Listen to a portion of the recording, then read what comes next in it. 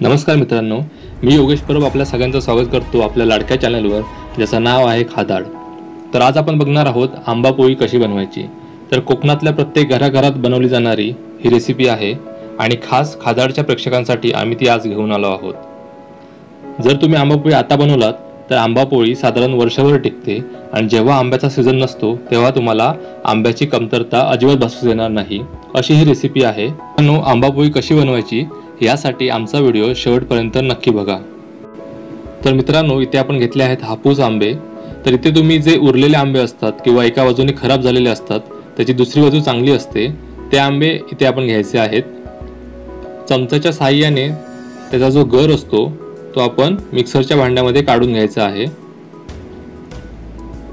चमच्याने व्यवस्थित पूर्ण गर आपण मिक्सरच्या भांड्यामध्ये काढून घ्यायचा आणि नंतर मिक्सरमध्ये तो व्यवस्थित वाटून घ्यायचा आहे।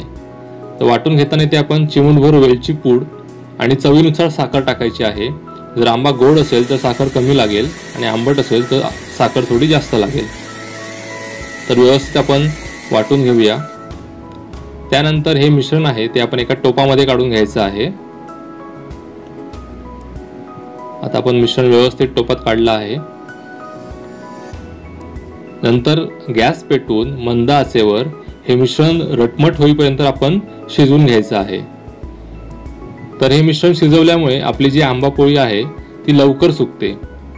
तर इथे आपण एका ताटाला साजूक तूप व्यवस्थित लावून घ्यायचं आहे, छान पसरवून घ्यायचं आहे। नंतर मिश्रण शिजवताना ते एका चमच्याने व्यवस्थित ढवळत राहायचं आहे। तर साधारण 10 मिनिटांमध्ये आपलं आंब्याचं जे मिश्रण आहे ते व्यवस्थित शिजतं। आता गॅस बंद करून हे मिश्रण आपण तूप लावलेल्या ताटामध्ये व्यवस्थित एक समान पसरवून घ्यायचं आहे। हे बघा, आता चमच्याच्या साहाय्याने ते व्यवस्थित एक समान पसरवून घ्यायचं आहे। हे पसरवल्यानंतर आपल्याला साधारण कडक उन्हामध्ये 2 दिवस ही आंबा पोळी सुकवायची आहे।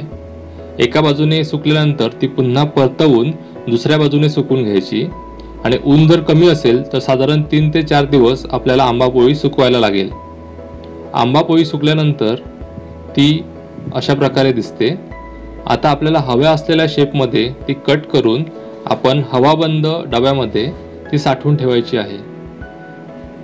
ही आंबा पोळी साधारण वर्षभर टिकते आणि लहान मुलांना चॉकलेट ऐवजी एक उत्तम पर्याय म्हणून तुम्ही ही आंबा पोळी वापरू शकता। तर मित्रांनो, चविष्ट अशी आंबा पोळी घरी नक्की करून बघा।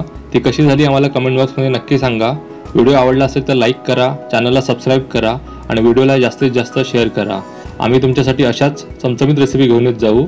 धन्यवाद।